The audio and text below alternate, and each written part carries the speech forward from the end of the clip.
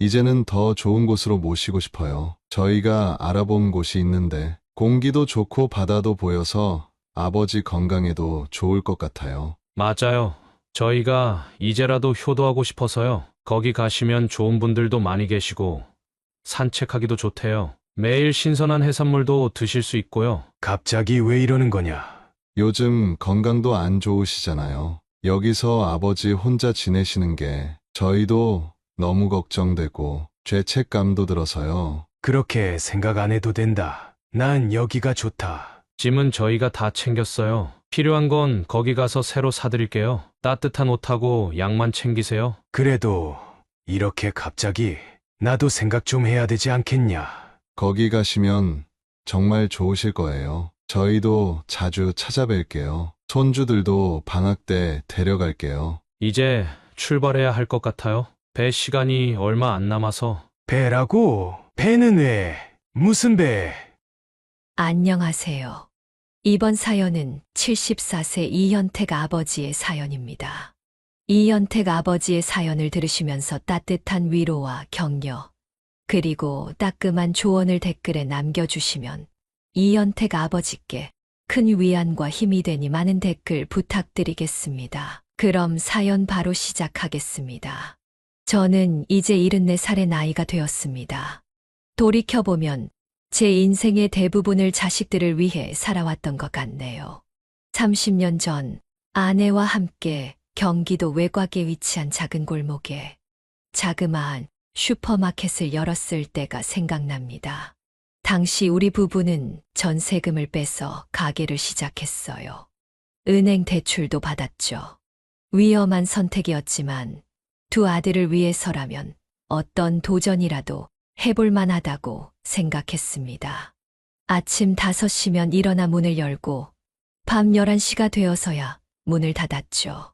하루도 쉬지 못했습니다. 명절에도 문을 열었어요. 그래도 두 아들 민수와 준호를 보면 힘이 났습니다. 아빠, 나도 커서 아빠처럼 열심히 살 거예요. 이렇게 말하며 웃던 민수의 어린 얼굴이 아직도 선명합니다. 준호는 늘 아빠는 슈퍼맨 같아요. 라고 말하며 저를 꼭 안아주곤 했죠. 그때마다 가슴 한켠이 뭉클해지면서도 더 열심히 살아야겠다는 의지가 불타올랐습니다. 슈퍼마켓은 크게 돈을 벌지는 못했지만 두 아들을 대학까지 보내기에는 충분했습니다. 큰 아들은 경영학과, 작은 아들은 회계학과. 둘 다 좋은 대학에 들어가서 얼마나 자랑스러웠는지 모릅니다. 등록금을 마련하기 위해 밤늦게까지 일하고 주말에는 새벽 시장에 나가 과일도 떼어오고 야채도 직접 사왔죠. 가게 손님들께 자식 자랑하는 게 저희 작은 행복이었습니다. 우리 큰 놈이 이번에 장학금을 받았다네요. 그리고 작은 놈은 이번에 회계사 시험 준비한다네요. 이런 이야기를 할 때면 제 가슴이 벅차올랐습니다.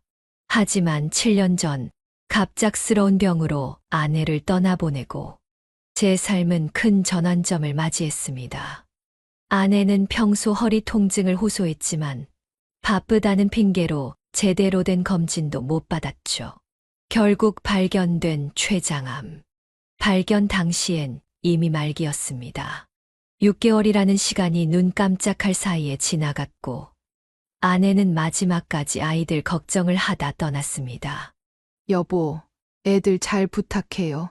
그리고 당신도 건강해야 해요. 이 말을 남기고 떠난 아내를 생각하며 저는 매일 밤 여보, 나 혼자 잘 살 수 있을까? 라고 중얼거리며 눈물을 흘렸습니다. 그렇게 시간이 흘러 두 아들의 결혼식 날은 제 인생에서 가장 행복한 순간 중 하나였습니다. 민수는 은행에서 만난 미영이와 준호는 대학 동아리에서 만난 지연이와 결혼했죠. 두 아들이 턱시도를 입고 신부와 함께 입장할 때 저는 참았던 눈물을 터뜨리고 말았습니다. 아들아, 너희 엄마가 보면 얼마나 좋아했을까? 가슴 한켠이 아리면서도 뿌듯했던 그 순간을 잊을 수가 없습니다. 결혼식장에서 민수가 건넨 편지에는 이런 내용이 있었죠. 아버지, 제가 이만큼 잘할 수 있었던 건 모두 아버지 덕분입니다. 이제는 제가 아버지를 모시겠습니다. 준호도 비슷한 내용의 편지를 썼습니다. 그때는 그 말들이 그저 감동적이고 진심으로만 들렸습니다. 그렇게 세월이 흘러 손주들과 함께하는 시간이 제 일상의 전부이자 행복이었죠. 민수네 아이들은 초등학교 3학년, 1학년이고 준호네 아이는 이제 막 유치원에 들어갔죠. 주말마다 찾아오는 손주들과 공원을 산책하고 맛있는 것도 사주면서 저는 다시 한번 삶의 기쁨을 느낄 수 있었습니다. 할아버지, 우리랑 같이 살아요? 이렇게 말하는 손주들 때문에 가슴이 따뜻해지곤 했어요. 특히 큰 손주가 제 손을 잡고 할아버지, 나중에 커서 할아버지랑 같이 살 거예요. 이렇게 말할 때면 눈시울이 붉어지곤 했습니다. 하지만 어느 날부터인가 몸이 예전 같지 않다는 걸 느꼈죠. 계단을 오르내릴 때마다 숨이 차고 가끔은 어지러움도 느꼈어요. 작은 슈퍼마켓을 30년 넘게 운영하면서 쌓인 허리 통증도 점점 심해져 간 거죠. 내가 언제까지 혼자 살 수 있을까? 이런 불안한 생각이 자주 들었어요. 자식들에게 의지하고 싶은 마음도 있지만 자식들의 삶을 방해하고 싶지는 않았어요. 아버지, 걱정 마세요. 저희가 있잖아요. 라고 말해주는 아들들이 고맙지만 한편으로는 미안한 마음이 컸습니다. 그렇게 저는 마음씨 착한 아들 둘을 위해 슈퍼마켓을 운영하며 평생 모아두었던 노후 자금 모두를 자식들의 결혼 자금으로 써버렸죠. 하지만 이제와 돌이켜보면 너무나 후회됩니다. 당시에는 자식들의 새 출발을 위해서라면 당연하다고 생각했는데 지금 생각해보면 노후를 위해 비상자금을 조금이라도 남겨둘 걸 그랬나 싶어요. 아버지, 이제 저희가 효도하겠습니다. 이렇게 말하던 아들들의 말을 너무 믿었던 걸까요? 자식들이 결혼하고 처음에는 너무 좋았어요. 결혼 초기에는 자주 찾아오고 안부 전화도 자주 했던 큰아들과 작은아들이 언젠가부터는 명절에도 얼굴 보기가 힘들어졌죠. 효도하겠다던 자식들과 점점 사이가 멀어지면서 밤마다 창밖을 바라보며 노후 준비를 제대로 하지 못한 제 자신을 원망했죠. 그나마 저한테 남은 재산은 아내와 함께 그리고 아이들이 태어나고 자라온 낡은 아파트 한 채였죠. 그날따라 아파트 거실에서 바라보는 하늘은 너무나 작고 초라해 보였죠. 연금으로는 생활비도 빠듯한데 의료비까지 어떻게 감당해야 할지 이런 걱정들이 매일 머릿속을 맴돌았어요.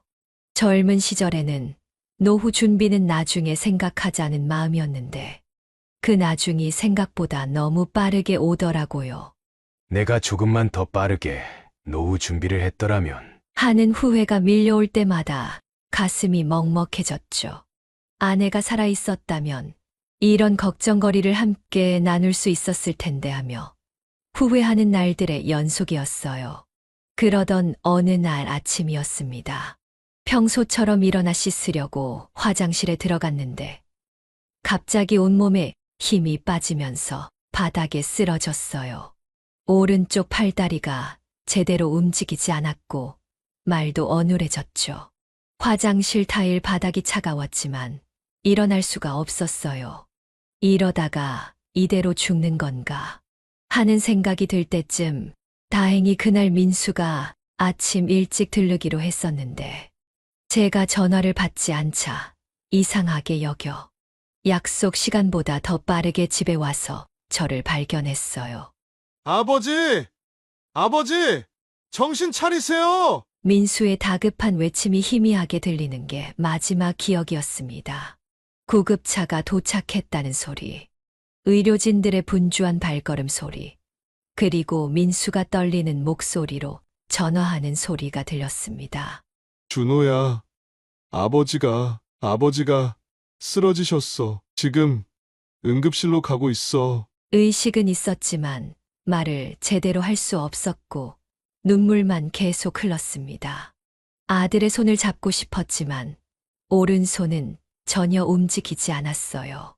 대학병원 응급실에서 정신을 차렸을 때 의사는 뇌경색이라고 했습니다.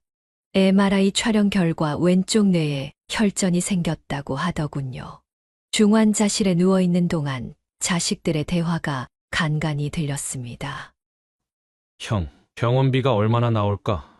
그러게, 보험도 없으시고, 앞으로 어떡하냐. 간병인은 또 어떻게 구하고. 나는 요즘 애들 학원비도 빠듯한데 한숨 소리와 함께 들리는 자식들의 대화에 눈물이 났습니다. 제가 자식들에게 짐이 되는 것 같아 너무나 마음이 아팠죠. 의사 선생님은 다행히 초기에 발견해서 후유증은 크지 않을 거라고 했습니다. 하지만 2주간의 입원 치료와 재활 치료가 필요하다고 했어요. 입원실에서 링거를 맞으면서 창밖만 하염없이 바라보았습니다. 옆 병상의 할아버지는 매일 자식들이 찾아와 간병을 해주는데 저는 자식들에게 부담을 주기 싫어서 간병인을 썼죠. 물론 그 비용도 만만치 않았습니다. 그렇게 시간이 흘러 어느 정도 회복이 돼서 퇴원을 했는데 도저히 혼자 살기는 힘들었어요. 오른팔의 마비는 어느 정도 호전되었지만 다리는 여전히 불편했고 걷는 것도 쉽지 않았어요. 그렇게 고민이 많던 참에 낡은 아파트에서 혼자 지내기엔 너무 위험하다며요. 큰아들 민수가 자기 집으로 모시겠다고 했습니다. 지금 아버지 집은 세를 주고 저희 집으로 오세요. 저희가 모실게요. 민수의 말에 안도감도 들었지만 한편으로는 불안했습니다. 옆에 있던 며느리는 조용히 있었지만 그 표정에서 내키지 않는 기색이 역력했으니까요. 그렇게 퇴원하고 부동산에 집을 내놓고 집으로 돌아와 짐을 정리하는 날. 그동안 살았던 낡은 아파트를 떠나는 게 마음이 아팠습니다. 오래돼서 곰팡이도 피고 빗물도 새는 그런 집이었지만 그래도 제 평생의 추억이 깃든 소중한 공간이었죠. 아내와 찍은 사진, 아이들 어릴 적 앨범, 손주들이 그려준 그림. 추억이 담긴 물건들을 하나하나 정리하면서 눈시울이 붉어졌습니다. 그렇게 제 물건들을 모두 정리하고 큰아들네 33평 아파트에서의 생활이 시작됐습니다. 큰 방은 민수 부부가, 작은 방은 손주들이 쓰고 저는 거실 옆에 서재를 개조한 조그만 방을 썼죠. 방이라고 하기도 민망한 크기였지만 저로서는 감지덕지였습니다. 아침마다 며느리 미영이가 차려주는 밥을 먹으며 잘 먹었다. 라는 말도 조심스럽게 했습니다. 매일 며느리의 표정을 살피는 게 일상이 되어버렸죠. 화장실을 가는 것도 TV를 보는 것도 모두 눈치를 보며 해야 했습니다. 아버님, TV 소리 좀 줄여주세요. 라는 며느리의 말 속에 숨겨진 불만이 고스란히 전해졌습니다. 그나마 손주들과 함께 있는 시간만큼은 행복했습니다. 아이들이 학교에서 돌아오면 숙제도 봐주고 간식도 챙겨주면서 제 존재 이유를 찾은 것 같았어요. 할아버지 이거 어떻게 풀어요? 할아버지가 끓여준 라면이 최고예요. 할아버지, 내일도 학교 데려다 주세요. 손주들의 순수한 마음이 저를 위로해 주었죠. 특히 큰 손주가 학교 숙제로 우리 가족이라는 주제로 그린 그림에 저를 가운데 크게 그려 넣은 걸 보고는 하루 종일 기분이 좋았죠. 하지만 이런 작은 행복마저도 오래가지는 못했습니다. 용돈은 한 달에 30만 원. 연금에서 나오는 돈을 쪼개서 손주들 과자도 사주고 가끔 문방구에서 장난감도 사줬습니다. 하루는 큰 손주 학용품을 사준 것이 며느리 눈밖에 났죠. 아버님, 돈도 없으시면서 애들 이런 거 계속 사주지 마세요. 저희가 알아서 할 테니 신경 쓰지 마세요. 그 말에 담긴 날카로움이 가슴을 찔렀습니다. 그 후로는 손주들과 놀 때도 조심스러워졌어요. 손주들이 뭔가를 사달라고 할 때마다 항상 오늘 말고 다음에 사줄게.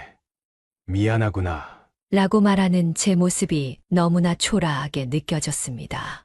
밤이면 민수와 미영이의 다툼 소리가 들렸습니다. 당신 아버지 때문에 내가 얼마나 스트레스 받는 줄 알아? 매일 청소하랴, 빨래하랴. 나도 지칠 대로 지쳤어. 그래도 내 아버지야. 어떡하라고? 요양원에라도 보내자는 거야? 차라리 그게 나을 것 같아. 여기저기 냄새나고 아이들한테도 안 좋잖아. 벽을 사이에 두고 들리는 말다툼에 이불을 뒤집어 쓰고 눈물을 훔치기도 했습니다.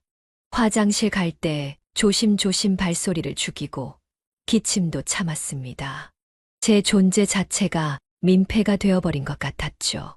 설상가상으로 작은 아들 준호네가 사업에 실패했다는 소식까지 들려왔죠. 결혼하고 준호는 직장에 정착하지 못하고 몇 년을 놀고 있는 상태였죠. 그러다 경기가 한참 어려운 시기에 준호와 작은 며느리는 그동안 모아둔 돈 모두와 대출을 받아 카페를 시작했죠. 하지만 희망차게 시작한 카페가 망하면서 빚더미에 앉게 되었죠. 형, 나 이제 어떡하지? 은행에서 독촉장이 매일 와. 지연이도 맨날 울기만 하고. 민수와 통화하는 준호의 흐느끼는 목소리를 전화기 너머로 들으며 가슴이 찢어지는 것 같았습니다. 도와주고 싶어도 도와줄 수 있는 형편이 아니었죠. 그저 마음속으로 준호야, 미안하다. 라는 말밖에 할 수 없었습니다. 그러다 보니 자식들 사이에서도 제가 부담스러운 존재가 되어가는 게 느껴졌습니다. 그러던 어느 날 저녁, 민수가 베란다에서 준호와 통화하는 이야기를 우연히 듣게 됐어요. 준호야, 형도 이제 아버지 모시는 거 너무 힘들다. 네 형수도 많이 지쳐 보이고. 형, 지금 내 사정이 어떤지 알잖아. 카페 빚도 아직 못 갚았는데 어떡해. 그렇다고 요양원으로 모시자니 비용이 너무 비싸고. 자식들이 저 때문에 힘들어하는 대화를 할 때마다 저는 점점 더 작아지는 것만 같았습니다. 창밖으로 보이는 달을 바라보며 생각했습니다. 내가 이렇게 오래 살아서 자식들에게 짐이 될 줄이야. 차라리 그때 쓰러졌을 때 죽었더라면. 이렇게 매일 밤 고통과 고민 속에 잠이 들었죠. 서로가 힘든 시간이 계속 흐를수록 자식들의 태도는 점점 더 차가워져 갔습니다. 아침 식사 때 며느리는 제 밥그릇만 거칠게 내려놓았고 민수는 출근 준비를 하면서도 제 얼굴 한 번 쳐다보지 않았죠. 전에는 아버지, 오늘 몸 상태는 좀 어떠세요? 이렇게 말하며 안부라도 물어봐 줬었는데 이제는 마주치면 서둘러 고개를 돌리고 급하게 자리를 피하기 일쑤였습니다.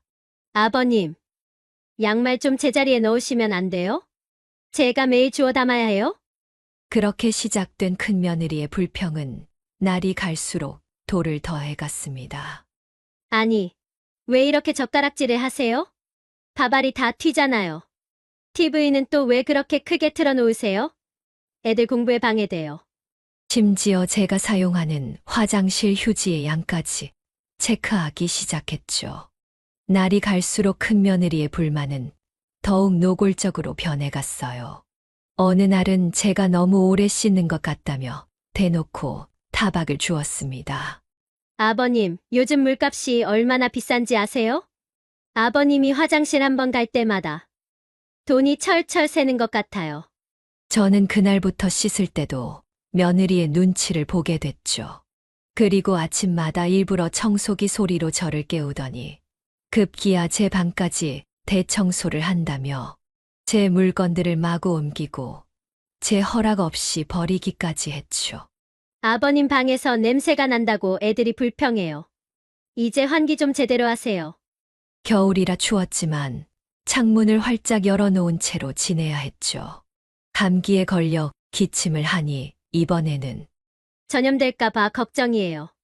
라며 마스크를 건네는 것이었습니다. 식사 시간도 점점 더 불편해졌습니다. 제가 앉아 있으면 며느리는 한숨만 쉬었고, 민수는 휴대폰만 들여다보며 말없이 밥을 먹었죠. 아버님, 앞으로는 방에서 혼자 식사하시는 게 어떠세요? 그 말을 듣고 난 후부터는 방에서 작은 상을 바닥에 펴고 혼자 밥을 먹기 시작했습니다. 설상가상으로 손주들과의 만남도 제한되기 시작했습니다. 할아버지, 우리 이제 학원 가야 해서 같이 못 놀아요. 라고 말하는 손주들의 눈빛에서 큰며느리의 강요가 느껴졌죠. 예전에는 학교에서 돌아오면 할아버지, 하며 달려와 안기던 아이들이었는데 언젠가부터는 제 방 앞을 지나갈 때도 고개를 숙인 채 서둘러 지나가더라고요. 전에는 제가 간식을 사주면 좋아하던 아이들이 이제는 엄마가 할아버지한테 받으면 안 된다고 했어요. 라고 말하는 걸 들으면서 가슴이 미어졌습니다. 한 번은 큰 손주의 생일 선물로 책가방을 사주었는데 큰며느리가 너무 촌스러워서 애들이 싫어할 거예요. 라며 돌려주더군요.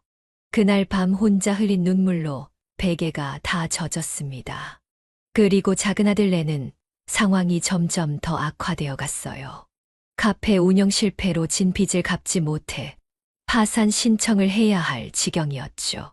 작은 아들 준호는 술에 의존하기 시작했고, 작은 며느리 지연이는 우울증 약을 먹는다는 소식도 들렸습니다. 그러던 어느 날 잔뜩 취한 준호한테 전화가 왔어요. 아버지, 저희 너무 힘들어요. 이제 어디 의지할 곳도 없어요. 채권자들이 매일 찾아와서 협박하고, 지연이는 밤마다 울고. 준호의 흐느낌 속에서 절망이 묻어났습니다. 상황이 그러다 보니 자식들은 서로에게 저희 부양 책임을 떠넘기기 시작했습니다. 어느 날 저녁, 작은 아들 준호가 민호 집에 온 날이었죠. 베란다에서 들려오는 형제의 다툼 소리가 들렸습니다. 준호야, 이제 너희가 좀 모시면 안 될까? 형, 우리 상황을 몰라서 그런 말을 해. 지연이가 얼마 전에는 이혼하자고까지 했다고. 아들 둘은 마치 제가 없는 것처럼 큰 소리로 다투고 있었죠. 그런 자식들의 모습에 가슴이 찢어지는 것 같았습니다. 저는 이불 속에서 몸을 잔뜩 웅크린 채 귀를 막았지만 계속해서 들려오는 말들이 비수가 되어 가슴을 파고들었습니다. 요양원은 너무 비싸고 아버지 연금으로는 턱없이 부족하고 이러다가 우리 집도 망하겠어. 그러던 어느 날 저녁, 민수와 준호가 조심스레 요양원 이야기를 꺼냈습니다. 늦은 저녁, 아이들이 잠든 후였죠. 아버지, 이제 연세도 있으시고 전문적인 케어가 필요하실 것 같아서요. 저희가 좋은 요양원 알아봤어요. 준호도 거들었죠. 아버지, 저희가 잘 알아본 곳이에요. 바다도 보이고 공기도 좋대요. 산책하기도 좋대요. 저는 한동안 말을 잊지 못했습니다. 눈물이 핑 돌았지만 꾹 참았죠. 이미 자식들은 결정이 내려진 것 같았죠. 방으로 돌아와 하염없이 천장만 바라보다가 문득 서랍 속에 간직해둔 아내의 사진을 꺼내보았습니다. 여보, 내가 어떻게 해야 하나요?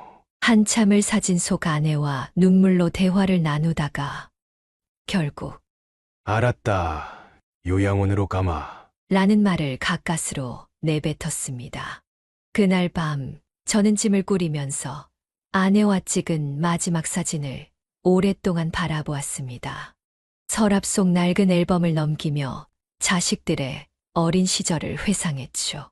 민수가 처음 걸음마를 뗐을 때, 준호가 유치원 졸업식에서 상을 받았을 때, 그 시절이 꿈만 같았습니다. 내가 뭘 그렇게 잘못 살았나? 이런 생각에 한숨만 나왔습니다. 그리고 다음 날 아침 민수의 차에 올랐습니다. 처음에는 정말로 요양원으로 가는 줄 알았습니다.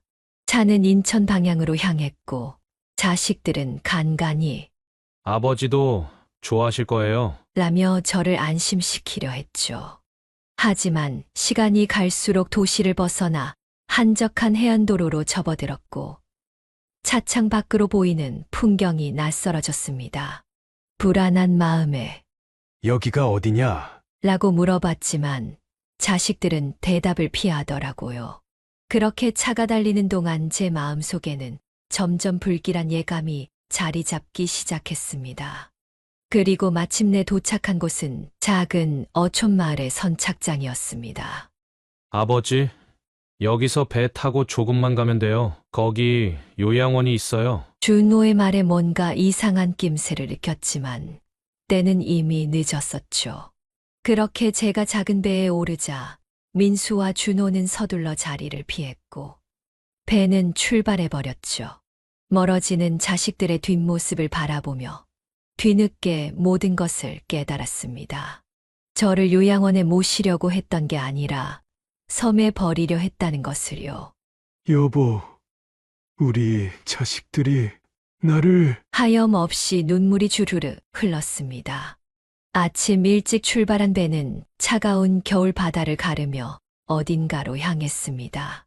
멀어지는 육지를 바라보며 평생을 바쳐 키운 자식들이 저를 이렇게 버린다는 사실이 믿기지 않았습니다. 차디찬 바닷바람이 제 뺨을 때렸고 저는 그저 덜덜 떨며 앉아있을 수밖에 없었습니다. 주머니 속 아내의 사진을 꼭 쥔 채 저는 희미해지는 육지를 바라보았습니다. 배가 섬에 도착했을 때는 이미 해가 저물어가고 있었어요. 무인도는 아니었지만 30가구 정도가 사는 작은 어촌 마을이 전부인 한적한 섬이었죠. 선원은 저를 내려주고는 아무 말 없이 서둘러 떠나버렸죠. 그렇게 낯선 섬에 홀로 남겨진 저는 한동안 그 자리에서 꼼짝도 할 수 없었어요. 제발 꿈이길. 하고 중얼거렸지만 차가운 바닷바람이 이 모든 것이 현실임을 일깨워 주었죠. 그렇게 점점 날이 어두워지자 두려움이 밀려왔어요. 주위에는 아무도 보이지 않았고 어디로 가야 할지도 몰랐죠. 다리도 불편한데 이 낯선 곳에서 어떻게 살아갈지, 앞으로 어떻게 해야 할지 불안한 마음에 자꾸 눈물만 났어요. 그래서 그날 밤은 방파제 근처의 폐창고에서 보냈어요. 찢어진 멍석 하나를 깔고 누웠는데 바닷바람이 창고 틈새로 스며들어 온몸이 떨렸죠. 추위에 떨며 밤을 지새우는 동안 자식들에 대한 배신감과 분노가 가슴 속에서 불처럼 타올랐죠. 간간이 들리는 파도 소리를 들으며 지난 날들을 떠올렸어요. 민수가 처음 걸음마를 뗐을 때 얼마나 기뻐했었는지, 준호가 고등학교 졸업식 때 울면서 안겼던 순간, 결혼식장에서 두 아들이 새 신랑이 되어 서 있던 모습, 그 모든 순간들이 주마등처럼 스쳐 지나갔죠. 내가 도대체 뭘 그렇게 잘못했다고 나를 버리는 거냐? 이 말만 수십 번 반복하며 한없이 울었어요. 다음 날 아침 배고픔을 참을 수 없어 먹을 것을 찾아 마을로 내려갔어요. 다리를 절뚝이며 천천히 걸어가는데 다행히도 어떤 할머니가 저를 발견하고 밥을 챙겨주셨죠. 김치찌개에 따뜻한 밥. 평소 같았으면 별것 아닌 음식이었겠지만 그때는 그렇게 맛이 있을 수가 없었어요. 여기 사람 아닌 것 같은데 어디서 오셨어요? 라고 물으시는데 자식들이 버렸다는 말이 차마 나오지 않아 그저 먹먹한 눈물만 흘렀어요. 그렇게 할머니의 소문을 통해 마을 주민들이 하나둘 도움의 손길을 내밀어 주었어요. 우선 빈 창고를 정리해서 임시거처로 쓸 수 있게 해주셨고 끼니도 챙겨주셨죠. 마을 주민들은 저마다의 사연을 들려주시며 위로해 주셨어요. 나도 자식 셋을 키웠는데 다들 서울 가서 연락도 잘 안 해요. 요즘 세상이 다 그렇죠. 우리도 다 자식 키워본 부모니까 이해합니다. 라며 위로해 주시는 말씀에 또다시 눈물이 흘렀어요. 그렇게 저는 섬에 적응하기 위해 낮에는 마을 주민들의 일을 돕기 시작했어요. 그물 손질도 하고 바질도 거들었죠. 서툰 솜씨였지만 마을 주민들은 실은 내색 하나 없이 참을성 있게 가르쳐 주셨어요. 비록 몸은 고됐지만 일하는 동안만큼은 자식들 생각을 잊을 수 있었어요.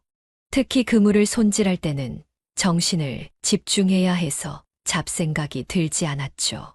하지만 밤이 되면 어김없이 그리움이 찾아왔어요.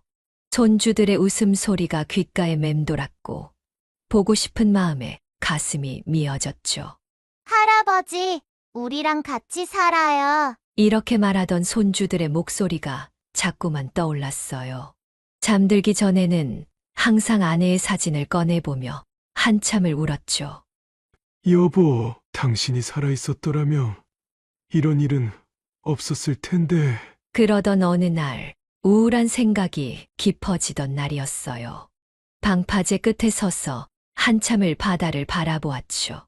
출렁이는 파도를 보고 있자니 그냥 이대로 뛰어들면 모든 게 끝날 텐데. 라는 생각이 들었죠. 한 발짝만 더 내디디면 모든 고통에서 벗어날 수 있을 것 같았어요. 하지만 그때 문득 아내의 얼굴이 떠올랐어요. 여보, 이러면 안 돼요. 라고 귓가에 들리는 것 같았죠. 그렇게 힘든 시간들이 지나면서 섬에서의 생활에도 조금씩 적응해 갔어요. 마을 이장님의 도움으로 작은 방 하나를 얻어 지내게 되었고, 마을 공동 작업장에서 일하며 약간의 수입도 생겼어요. 방 안에는 가구들도 조금씩 들여놓을 수 있었죠. 아침에 일어나면 제일 먼저 바다로 나가 청소도 하고 주민들과 함께 아침 운동도 했어요. 그렇게 일상이 조금씩 자리를 잡아가면서 새로운 인연들도 생겼어요. 옆집 할머니는 가끔 밑반찬을 챙겨주셨고, 어촌계장님은 저를 마을 회의에도 참석하게 해주셨죠. 특히 같은 처지의 박 할아버지와는 더 가까워졌어요. 그분도 오래전에 자식들과 연락이 끊겼다고 하셨죠. 저녁이면 두런두런 이야기를 나누며 서로를 위로했어요. 하지만 여전히 밤이면 자식들 생각에 잠을 이루지 못했어요. 미움과 그리움이 뒤엉켜 가슴을 저몄죠. 작은 달력에 하루하루 표시를 해가며 버려진 날을 세어갔어요. 때로는 자식들을 원망하다가도 문득 두 아들의 어린 시절 모습이 떠오르면 마음이 약해졌죠. 그래도 내 자식들인데 라는 생각과 부모를 버린 자식들을 어떻게 용서하지? 라는 생각이 끊임없이 충돌했어요. 밤마다 창밖의 달을 보며 민수와 준호를 떠올렸어요. 지금쯤 잘 지내고 있는지, 가끔은 저를 생각하기는 하는지 궁금한 것이 너무 많았죠. 특히 손주들 생각이 날 때면 가슴이 더욱 아팠어요. 제가 갑자기 사라진 것에 대해 손주들은 어떤 생각을 하고 있을까? 할아버지가 자기들을 버리고 갔다고 생각하진 않을까? 이런 생각들로 밤잠을 설치는 날이 많아졌죠. 그렇게 섬에서의 생활이 6개월쯤 되어갈 무렵이었어요. 강 할아버지네 슈퍼에서 우연히 TV 뉴스를 보다가 깜짝 놀랐죠. 마을 주민들과 함께 점심을 먹고 커피를 마시며 담소를 나누던 중이었는데, 뉴스에서 제가 살던 낡은 아파트가 재개발 지역으로 선정되었다는 소식이 나왔어요. 이번 재개발 지역 선정으로 해당 지역 아파트 가격이 10배 이상 급등했으며 라는 앵커의 말이 귓가에 맴돌았어요. 그 자리에 있던 이장님이 제 어깨를 토닥이며 말씀하셨죠. 아이고, 영감님, 큰일 나겠네요. 곧 자식들이 찾아올 것 같은데. 그때는 그 말씀이 무슨 의미인지 정확히 이해하지 못했어요. 그저 설마 하는 생각뿐이었죠. 그리고 정말로 그 소식이 나온 지 일주일도 채 안 돼요. 갑자기 민수와 준호가 섬을 찾아왔어요. 아침 일찍부터 어선을 타고 온 자식들은 부둣가에서 저를 발견하자마자 달려와 무릎을 꿇었죠. 아버지, 그동안 얼마나 찾았다고요. 정말 죄송합니다. 건강하셔서 다행이에요. 자식들은 눈물까지 흘리며 저를 끌어안았어요. 뒤에서 지켜보던 마을 주민들은 고개를 절레절레 흔들었지만 피는 물보다 진하다고. 아무리 미워도 내 자식이라는 생각에 저는 그만 코끝이 찡해졌어요. 특히 준호가 어릴 적 모습 그대로 엉엉 울며 매달리는 모습을 보니 그동안 쌓였던 원망이 조금씩 녹아내리는 것만 같았죠. 자식들은 제가 그동안 고생했다며 이제는 아버지 노후를 편하게 해드리겠다고 했어요. 큰아들 민수는 아버지, 저희가 철없이 굴어서 정말 죄송해요. 이제는 제대로 된 효도하고 싶어요. 준호는 눈물을 글썽이며 아버지, 저희가 잘못했어요. 이제 여기 계시지 말고 더 좋은 곳으로 모시고 싶어요. 라고 말했죠. 처음에는 경계했어요. 하지만 자식들의 변화된 모습은 꽤나 설득력이 있어 보였죠. 아침 저녁으로 안부 전화를 해오고 주말마다 배를 타고 찾아와 맛있는 것도 사왔어요. 심지어 손주들 사진도 가져와서 보여주었죠. 애들이 할아버지가 너무 보고 싶다고 맨날 울어요. 라는 말에 마음이 무너져 내렸어요. 그러던 어느 날 오랫동안 제 곁을 지켜봐 주신 박 할아버지가 저를 따로 불러내셨어요. 자네 자식들 갑자기 찾아온 게 수상해. 재개발 때문에 온 거야. 정신 바짝 차리게. 나도 10년 전에 자식들한테 그렇게 당했어. 이장님도 영감님, 서류에 함부로 도장 찍지 마세요. 요즘 자식들 재개발 때문에 부모님 속이는 일이 많답니다. 라고 당부하셨죠. 하지만 자식들의 달라진 모습에 제 마음도 조금씩 흔들렸어요. 특히 준호와 큰며느리는 매일 안부 연락을 하고 손주들과 찍은 사진까지 보내면서 지극정성으로 저를 챙기는데 어찌 의심만 하고 있을 수 있었겠어요? 아버지, 이제 저희가 효도하게 해주세요. 그동안 너무 죄송했어요. 자식들의 눈물 어린 사과에 서서히 마음이 풀어져 갔죠. 밤마다 아내의 사진을 보며 이야기했어요. 여보, 우리 자식들이 이제 정신을 차린 것 같아요. 그동안 얼마나 걱정했어요. 그렇게 며칠이 지나고 자식들이 위임장과 인감도장을 달라고 했죠. 아버지, 재개발 절차가 복잡해서 저희가 대신 처리해 드릴게요. 아버지는 편하게 계시면 돼요. 망설이는 제게 민수가 말했죠. 아버지, 저희를 믿으세요. 이제 정말 제대로 효도하려고 하는데 아직도 저희를 못 믿으시는 거예요? 그동안 저희가 잘못한 거 인정하고 반성하고 있어요. 준호의 울먹이는 목소리에 저는 잠시 갈등했어요. 하지만 이장님의 걱정 어린 충고가 떠올랐죠. 조금만 더 생각해보자. 라고 말하고 돌려보냈어요. 그날 밤 잠을 이루지 못하고 바닷가 산책을 나갔다가 우연히 자식들의 대화를 듣게 됐어요. 방파제 뒤편에서 들려오는 목소리. 처음에는 그냥 지나칠까 했는데 제 이야기가 나오는 것 같아 발걸음을 멈췄죠. 형, 이제 다 된 거 아냐? 아버지도 거의 마음이 풀린 것 같은데. 준호의 목소리였어요. 그래, 아파트만 팔면 그 돈 우리가 반씩 나눠 가질 수 있어. 그리고 아버지는 여기서 지내시는 게 더 편해 보여. 동네 사람들도 있고. 민수가 담배를 피며 말했죠. 근데 형, 우리 아버지한테 너무한 거 아냐? 이미 늦었어. 우리가 여기까지 온 마당에 이왕이면 빨리 처리하자. 나중에 마음 바뀌시면 곤란하잖아. 그 순간 온몸에 식은땀이 흘렀어요. 다리에 힘이 풀려 그 자리에 주저앉고 말았죠. 귓가에서 위민거리는 소리가 났고 가슴이 터질 것처럼 아팠어요. 자식들이 저를 찾아온 것은 진심 어린 후회가 아닌 재개발로 오른 아파트 가격 때문이었던 거예요. 자식들의 눈물과 사과는 모두 연기였고 효도는 거짓말이었죠. 밤새 뜬 눈으로 지새우며 생각했어요. 자식들이 저를 섬으로 버린 것도 모자라 재산마저 노리고 있는 모습을 보니 가슴이 찢어지는 것 같았죠. 아내와 함께 대출받아서 어렵게 장만한 그 집을 자식들이 이렇게 가로채려 한다는 게 믿기지 않았어요. 문득 아내가 살아있을 때 마지막으로 했던 말이 떠올랐어요. 여보, 우리 자식들 잘 키웠죠? 그때는 그렇다고 자신있게 대답했는데, 이제는 뭐라고 말해야 할지.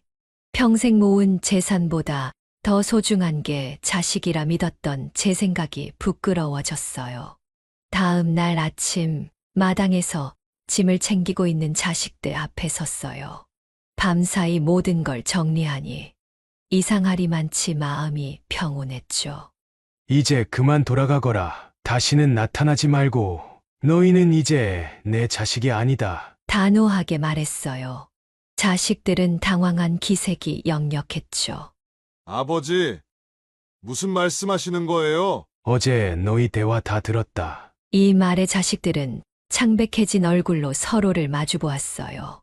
더 이상 할 말이 없었는지, 아니면 변명할 용기가 나지 않았는지, 자식들은 아무 말도 못한 채 섬을 떠났어요.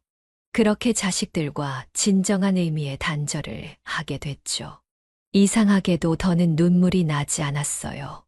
오히려 마음이 더욱 단단해지는 걸 느꼈죠. 이장님, 저 이제 여기 정식으로 주민등록도 옮기고 싶습니다. 제 말에 이장님은 흐뭇한 미소를 지으셨어요. 새로운 가족이 된 섬 주민들과 함께 그렇게 진정한 제 모습을 찾아가는 여정이 시작된 거였죠. 그렇게 자식들이 떠난 후 이장님과 마을 주민들이 저를 도와주셨어요. 저희가 도와드릴 테니 이번엔 제대로 하세요. 자식들한테 당한 만큼 이제는 행복한 인생 사셔야죠. 이장님의 조카가 서울에서 변호사로 일한다고 해서 재개발 절차에 대한 법률 자문도 받을 수 있었어요. 변호사님은 자세하게 제 상황을 듣고 도움을 주셨죠. 어르신, 걱정 마세요. 아파트가 어르신 명의로 되어 있으니 자녀분들이 임의로 처분할 수 없습니다. 제가 끝까지 도와드리겠습니다. 그 말을 듣는 순간 마음이 한결 가벼워졌어요. 재개발 조합에도 직접 연락했어요. 처음에는 복잡한 절차에 막막했지만 변호사님이 컴퓨터로 서류 작성하는 것도 도와주고 이장님이 직접 서울까지 동행해 주시기도 했죠. 조합원 분담금도 지불하고 까다로운 서류 작업도 꼼꼼히 처리했어요. 그렇게 시간이 흘렀고 마침내 아파트를 처분할 수 있게 됐어요. 시세 차익도 예상보다 훨씬 컸죠. 이제 부자 되셨네요. 라고 말하며 주민들이 축하해 주셨지만 저는 그 돈보다 더 값진 것을 얻었다고 생각했어요. 그래서 아파트를 판 돈의 반은 마을 복지회관을 짓는데 기부했어요. 이장님, 제가 이 마을에서 새 삶을 찾았으니 은혜는 은혜로 갚아야죠. 앞으로 우리 마을 어르신들이 편하게 쉬실 수 있는 공간이 생기면 좋겠습니다. 복지회관은 1년 후에 완공됐는데 어르신들이 좋아하시는 모습을 보니 가슴이 뭉클했어요. 나머지 돈으로는 제 노후 자금도 마련하고 오랫동안 꿈꿔왔던 섬 안의 작은 농장도 시작할 수 있었어요. 마을 뒤편 한적한 곳에 300평 정도의 땅을 사서 채소도 기르고 꽃도 심었죠. 농사 경험이 없어 처음에는 실수도 많았지만 이웃 주민들이 하나하나 가르쳐 주셔서 이제는 제법 농사꾼이 됐답니다. 그러던 어느 날 민수가 문자를 보내왔어요. 자신들의 과오를 뉘우치는 내용이었죠. 아버지, 저희 욕심이 아버지의 마음에 큰 상처를 드렸습니다. 용서를 구할 자격도 없지만 그래도 죄송하다는 말씀은 드리고 싶었습니다. 하지만 저는 답장을 하지 않았어요. 준호는 어느 날 갑자기 찾아왔어요. 술에 취해 마을 선착장에서 울고 있더군요. 아버지, 잘못했어요. 용서해 주세요. 하지만 저는 단호했어요. 돌아가라. 이제 나는 너희와 할이하기가 없다. 그렇게 저는 자식들이 버린 섬에서 새로운 가족이 생겼죠.